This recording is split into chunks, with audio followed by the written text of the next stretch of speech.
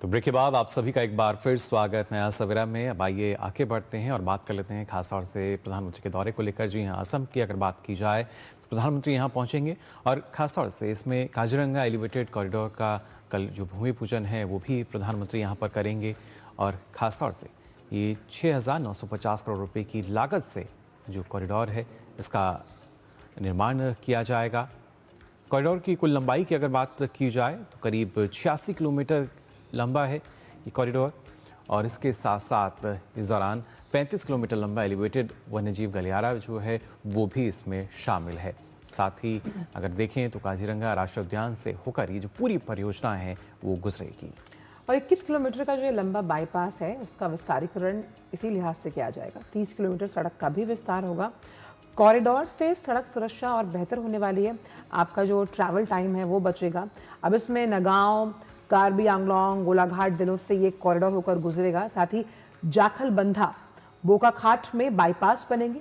अब इससे जो शहरी भीड़भाड़ है वो कम होगी। बाईपास बनने से सीधे तौर पर आप शहर के बाहर निकल सकते हैं और इसीलिए आवागमन की जो सुविधा है वो बेहतर हो पाएगी। साथ ही साथ प्रधानमंत्री 2 नई ऐसी रेलगाड़ियां भी हैं जिन्हें हरी झंडी दिखाने वाले हैं। यानी इस लिहाज से जब हम कनेक्टिविटी की बात करते हैं वो विकास, रोजगार और आर्थिक तौर पर असम को और मजबूत करेगी। तो ये तो बात हमने की कि तमाम कनेक्टिविटी से जुड़ी हुई जो परियोजनाएं हैं, लेकिन बागुरुम्बा दोहो 2026 ये भी अपने आप में बेहद खास है क्योंकि ये एक भारत श्रेष्ठ भारत की उस तस्वीर को मजबूत और सशक्त बनाता है। अब बोडो समुदाय के जो तमाम कलाकार हैं, जिसमें 10,000 से ज्यादा कलाकार इसमें हिस्सा लेने वाले हैं, 23 जिले हैं और 81 विधानसभा क्षेत्रों के ये कलाकार बागुरुम्बा जो पारंपरिक नृत्य है उसका प्रस्तुतिकरण करने वाले हैं। बिल्कुल, और इस नृत्य में आपको बता दें प्रकृति से प्रेरित ये नृत्य है जिसमें खिलते फूलों का जो एक प्रतीक नृत्य माना जाता है और इस तरह की कुछ प्रस्तुतियां हमें देखने को मिलेंगी। मानव प्रकृति के बीच सामंजस्य का ये प्रतीक माना जाता है। बोडो लोगों के लिए इसका काफ़ी गहरा सांस्कृतिक महत्व भी है और कहीं ना कहीं अगर देखा जाए तो विकास और विरासत को भी जो ये जोड़ता है। साथ ही शांति, उर्वरता, आनंद और सामूहिक सद्भाव का भी प्रतीक माना जाता है। और ये जो पूरा कार्यक्रम है आपको बता दें गुवाहाटी के सरुसजाई स्टेडियम में आयोजित किया जाएगा जहां पर प्रधानमंत्री नरेंद्र मोदी भी शामिल होंगे। और इसी खबर पर ज्यादा जानकारी के साथ गुवाहाटी से ही जुड़ रही हैं हमारी संवाददाता डॉक्टर सुवेश शर्मा। सुवेश, साफ तौर पर जब हम एक भारत श्रेष्ठ भारत की उस तस्वीर की बात करते हैं तो बागुरुम्बा 2026 में किस तरह से कलाकार इसकी प्रस्तुति करते हुए नजर आएंगे और हम देख पाएंगे भारतीय सभ्यता के विहंगम दृश्य?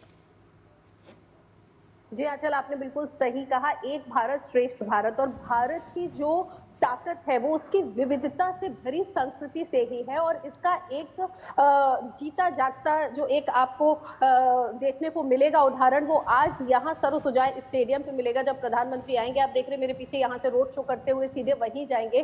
10,000 से ज्यादा कलाकार आज इसमें शामिल हो रहे हैं।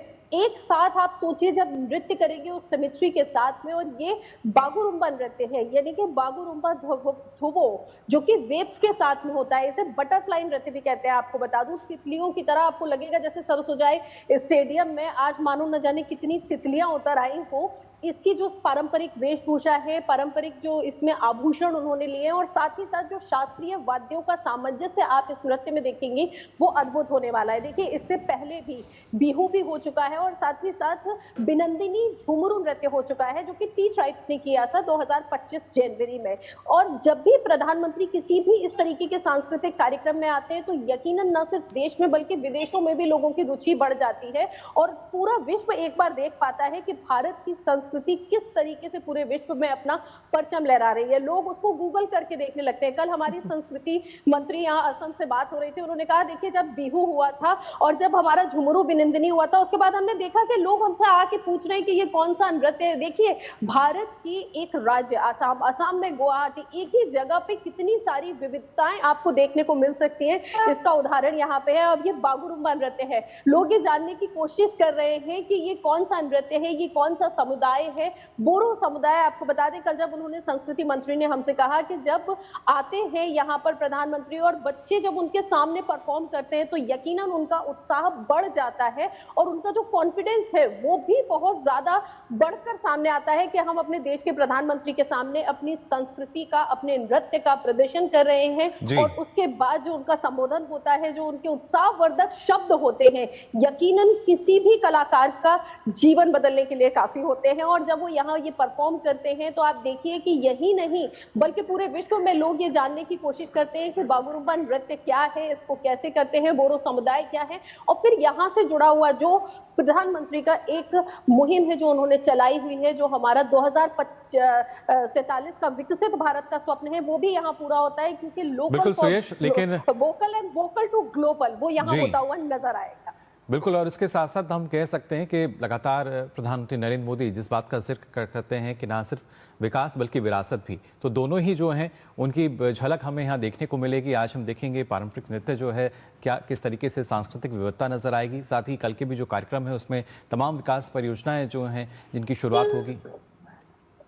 जी हाँ, लगभग कहा जा रहा है कि 5,000 करोड़ से ज्यादा की विकास परियोजनाओं का लोकार्पण प्रधानमंत्री यहाँ पर आकर के करेंगे। और देखिए साथ ही साथ विकास भी, विरासत भी, और जैसे मैंने अभी आपसे कहा कि न सिर्फ संस्कृति बल्कि जो आर्थिक तौर पर मजबूती मिलती है, क्योंकि जो यहाँ का जो पारंपरिक वेशभूषा है, जो कपड़े की जो वैरायटी है, वो लोकल लोग किस तरीके से अपने यहाँ के जो आर्टिजन्स हैं वो आभूषण बनाते हैं, लोगों की वो पसंद बन जाते हैं। तो वही फॉर लोकल से वोकल फॉर लोकल, और वो जाकर के फिर ग्लोबल बन जाता है, अंतर्राष्ट्रीय स्तर पर वो पहचान दिलाता है और साथ ही साथ आर्थिक तौर पर भी मजबूत करता है। तो जैसे आपने कहा कि आधुनिकता के साथ विरासत आती है सामने, हम हमेशा अपनी विरासत को, आधुनिकता का हाथ पकड़ते हुए आगे जा रहे हैं और पूरे विश्व में भारत अपना परचम लहरा रहा है। और आप देखिए यकीनन आज शाम को जो दृश्य आपको सरसुजाई स्टेडियम में देखने को मिलेगा वो एक बार फिर इतिहास रचने वाला होगा, क्योंकि 10,000 बच्चे, जिसमें कि 7,000 से ज्यादा लड़कियां हैं और 1,500 से ज्यादा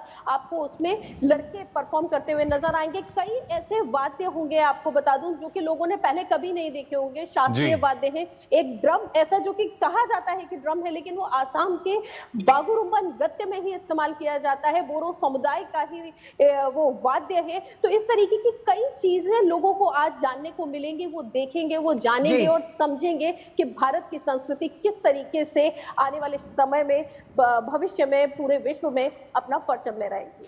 और भारत की यही संस्कृति और उसकी यही सभ्यता, वसुदेव कुटुंबकम की इस भावना को जब हम आगे लेकर जाते हैं तो विश्व गुरु बनने की यह कवायद लगातार जारी है। बहुत बहुत शुक्रिया आपका सुरेश, इन तमाम जानकारियों को हमसे साझा करने के लिए।